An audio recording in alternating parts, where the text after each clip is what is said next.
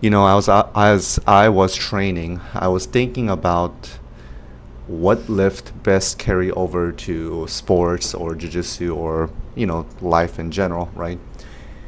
And in my basic thinking is that if you really boil down most activities, it really kind of goes back down to the primal movements. You push something, you pull something, you have a squatting motion, you have a hinge, and things of that nature, right? I'm pretty sure I'm missing something else. But if I always kind of made my workout around that kind of basic idea. And so this is why I have a squat, I have a deadlift, then I have, a pull up, I have a power clean, a bench, and a press because they all work in different planes. And I'm sure you could argue for more exercise that, target different areas and all that. But I was just thinking, how much of these different exercises really transfer over to my particular sport? And an example is power clean. Everyone says, oh, power clean is great for athleticism and sport development and things like that. I'm sure it's true, but I personally have not noticed the difference, right? I mean, my power clean went from 115 to 145, maybe 155. I don't know if it really made a difference in my jiu-jitsu.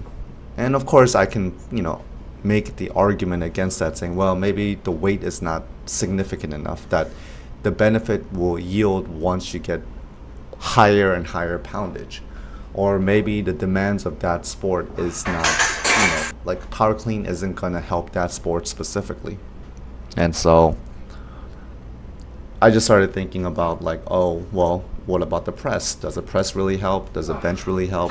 Because I'm just thinking why do I do this, right? I'm only doing it because somebody else said, oh, you should do it because it's good for your sport, right? Oh, the press is needed, the bench is needed, blah, blah, blah.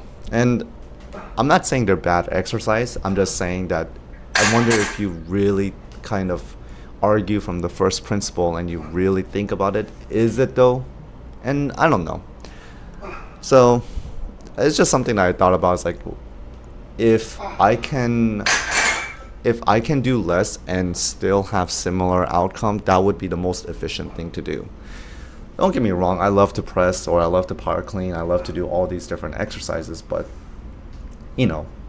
sometimes you just don't want to, or you're lazy, or I'm lazy, or I'm just trying to be efficient, or I'm just trying to be a minimalist. And I'm not saying that's a right way to look at it, but that's just very human, right?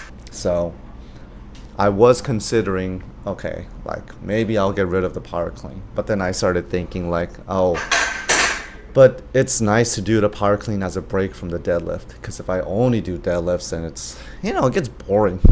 And it's the same thing with the press. If I only do bench or if I only do press, it gets boring really quickly. That's why it's, I like variety.